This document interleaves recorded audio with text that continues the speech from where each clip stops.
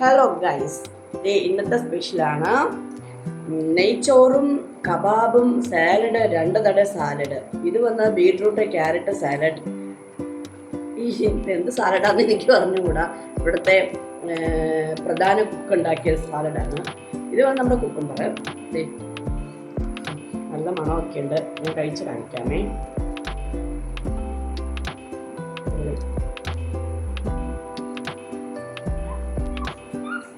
അടിപൊളിയായിട്ടുണ്ട് ഗൈസ്, സൂപ്പറായിട്ടുണ്ട് ഗൈസ്.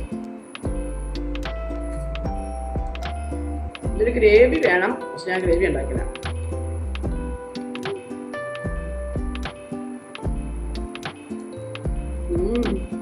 നല്ല ടേസ്റ്റ് ഉണ്ടോ?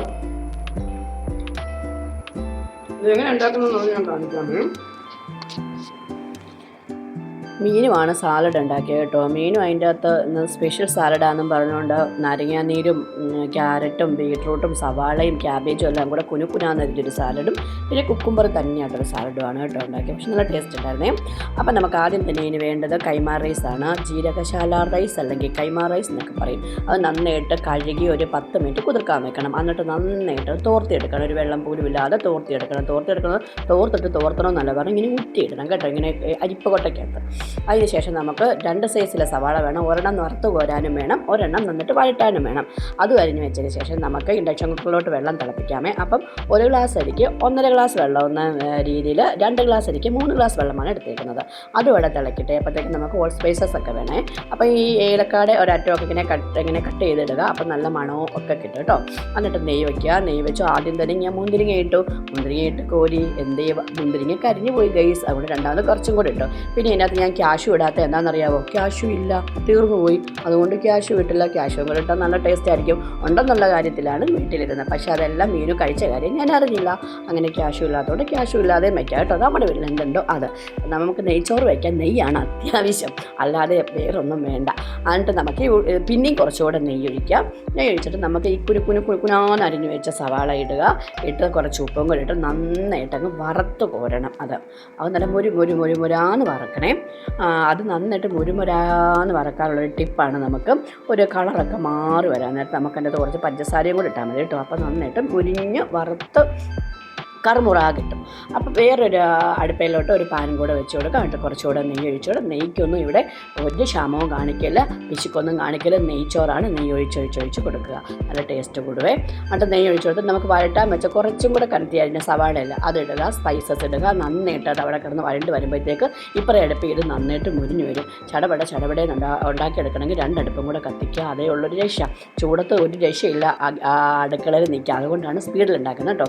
അപ്പോൾ അത് വഴണ്ട് വന്ന ശേഷം നമ്മൾ ഊറ്റി വെച്ചേക്കുന്ന അരി ഇല്ലയോ, നല്ല തോർത്തി ഒരു ശലം പോലും വെള്ളമില്ലാതെ വെച്ചേക്കുന്ന അരി അങ്ങോട്ട് ഇട്ടിട്ട് ഈ നെയ്ക്കകത്തോട്ട് നന്നായിട്ട് അങ്ങ് വരട്ടി എടുക്കുക. അതിൽ വെള്ളമയം എല്ലാം മാറി നന്നായിട്ട് ആ നെയ്യുടെ മണമെല്ലാം വന്ന് ആ നെയ്യെല്ലാം കൂടെ അരി പിടിക്കുമ്പോൾ ഒരു മണമുണ്ട് എൻ്റെ ഗൈസ്. എന്താ മണമെന്ന് പറയുക, സൂപ്പറാണ്. അതിനുശേഷം നമ്മൾ ഈ വെള്ളം എടുത്ത് അങ്ങോട്ട് ഒഴിച്ച്, ചൂടുവെള്ളം തന്നെ ഒഴിക്കാൻ നോക്കണേ, പച്ചവെള്ളം നിങ്ങൾ ഒഴിക്കില്ല കേട്ടോ. അപ്പോൾ ഈ ചൂടുവെള്ളം ഒഴിക്കുമ്പോഴത്തേക്ക് നമ്മൾ ഫുൾ തീയിൽ വെക്കുക. എന്നിട്ട് നന്നായിട്ടൊരു തിള വന്നതിന് ശേഷം മാത്രം സിമ്മിലാക്കണേ. എന്നിട്ട് അത്യാവശ്യം വേണ്ട ഉപ്പും കൂട്ടി എടുക്കുക. ഇതിൻ്റെ അകത്ത് മല്ലിയില ക്യാരറ്റ് ഒക്കെ ഇടുന്നവരൊക്കെ ഉണ്ട്. ഇതൊന്നും ഞാൻ ഇട്ടില്ല. ക്യാരറ്റ് ഉണ്ടായിരുന്നു, ഞാൻ ഇടാൻ. ഞാൻ മല്ലിയില ഇല്ലാത്തതുകൊണ്ട് ഇട്ടില്ല കേട്ടോ. മല്ലിയിലയുടെ ഫ്ലേവറൊക്കെ ഇഷ്ടമുള്ളവർ മല്ലിയിലയും കൂടി ഇട്ടോ, നല്ല ടേസ്റ്റ് ഉണ്ടാകും കേട്ടോ. എന്നിട്ട് നമുക്ക് അടച്ച് വെച്ചൊരു സിമ്മിലാക്കി ഒരു 5-6 മിനിറ്റ് അങ്ങ് വേവിക്കും. ഇത് എളുപ്പം വേഗുന്ന അരി കേട്ടോ. ഇതിൻ്റെ ഇടയ്ക്ക് ഞാൻ നാരങ്ങാനീര് ഒഴിച്ചായിരുന്നേ. അപ്പോൾ നാരങ്ങാനീരിൻ്റെ 2 കുരു ഇതിൻ്റെ അകത്ത് പോയി ഗൈസ്. അതാണ് ഞാൻ പറക്കിയെടുക്കുന്നത്. നാരങ്ങാനീര് ഒഴിച്ചത് അതിൻ്റെ അകത്ത് സ്കിപ്പായി പോയതുകൊണ്ടാണ്. ഓക്കെ, നാരങ്ങാനീരും കൂടെ ഒഴിക്കുക. എന്നിട്ട് നന്നായിട്ട് അടച്ച് വെച്ച് നന്നായിട്ട് വേവിച്ച് വറ്റിച്ചെടുക്കാനാണ്. ഈ ഒരു പരിവൊക്കെ ആകുമ്പോഴത്തേക്ക് നമ്മൾ ഈ വറുത്ത് കോരി വെച്ചേക്കുന്ന മുന്തിരിങ്ങയും നമ്മുടെ സവാളയും പിന്നെ ക്യാഷു ഉണ്ടെങ്കിൽ ക്യാഷുവും കൂടി ഇട്ടോളൂ. ടേസ്റ്റ് കൂടത്തേ ഉള്ളൂ. ക്യാഷു ഇല്ലാത്തതുകൊണ്ട് ക്യാഷു ഇട്ടില്ല. അതും കൂടെ നന്നായിട്ട് ഇങ്ങനെ വെച്ച് അതിൻ്റെ പുറത്തോട്ട് കുറച്ചുകൂടെ നെയ്യ് ഒഴിക്കുക. നെയ്ക്ക് ഒരു ക്ഷാമവും വരുത്തണ്ട, നെയ്ച്ചോറാണ് കേട്ടോ. അപ്പം നെയ്യ് കുറച്ചുകൂടെ നന്നായിട്ട് അങ്ങ് ഒഴിച്ചങ്ങ് കൊടുത്തിട്ട് നന്നായിട്ട് ഇതങ്ങ് അടച്ച് വെച്ചിട്ട് നമ്മൾ കഴിക്കാൻ നേരത്തെ മാത്രം ഇത് തുറക്കുക. അപ്പോൾ ഒരു മണം വരും എൻ്റെ പൊന്നോ. അതപ്പോൾ തുറക്കുമ്പോൾ ഞാൻ കാണിക്കാമേ. അപ്പോൾ ഇതിന് നമുക്ക് എന്താണെന്നറിയാമോ, ചിക്കൻ കറിയല്ല, ഞാൻ ചിക്കൻ കബാബാണ് ഉണ്ടാക്കുന്നത്. അപ്പോൾ നിങ്ങൾ ഓർത്ത് ഇതിന് ഇച്ചിരി എണ്ണയ്ക്കകത്ത്, ഞാൻ ഒരുപാട് എണ്ണ യൂസ് ചെയ്യാത്തതാണ്. അപ്പോൾ ഈ ഒരു എണ്ണയ്ക്കകത്ത് നമുക്ക് വറുത്തെടുക്കാൻ നോക്കും. ഞാൻ ചിക്കൻ കബാബും കൂടെ ഉണ്ടാക്കി കേട്ടോ. പക്ഷേ ഇങ്ങനെയാണെങ്കിൽ നമുക്ക് ഒരുപാട് എണ്ണയില്ലാതെയും വറുത്തെടുക്കാവേ. ഒരുപാട് എണ്ണയ്ക്കകത്ത് ഒരുപാട് എണ്ണ കഴിക്കണ്ടെന്ന് ഓർത്തിട്ട് കേട്ടോ. എന്നിട്ട് ഇത് നമ്മൾ കഴിക്കാനായിട്ട് ഇതെല്ലാം കൂടെ നന്നായിട്ട് മിക്സ് ചെയ്യണം. എൻ്റെ പൊന്നോ ആ മണം ഇപ്പോഴാണ് കിട്ടിയത്. നെയ്യുടെ മണവും ഈ വറുത്ത സവാള മുന്തിരിങ്ങ ഇതെല്ലാം കൂടി ഒരു മണമുണ്ട്. എൻ്റെ പൊന്നോ, നാരങ്ങാച്ചാർ മാത്രം മതി ഇത് കഴിക്കാൻ, ചിക്കനൊന്നും വേണമെന്ന് പോലുമില്ല. അപ്പം നമ്മൾ നെയ്ച്ചോറും വെച്ചു, ചിക്കൻ കബാബും വെച്ചു, സാലഡും ഉണ്ടാക്കും. എന്നിട്ട് സാലഡിൻ്റെ സ്പെഷ്യലാണ് ഉണ്ടാക്കിയത് വന്ന് നമ്മുടെ മീനോട്ടനാണ് കേട്ടോ. നല്ല സൂപ്പർ സാലഡായിരുന്നു.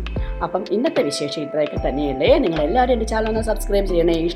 ഇഷ്ടമാണെങ്കിൽ നിങ്ങൾ ഇതേപോലെ ഒന്ന് വെച്ച് നോക്കണേ. എന്നാൽ okay, tata, bye bye, see U.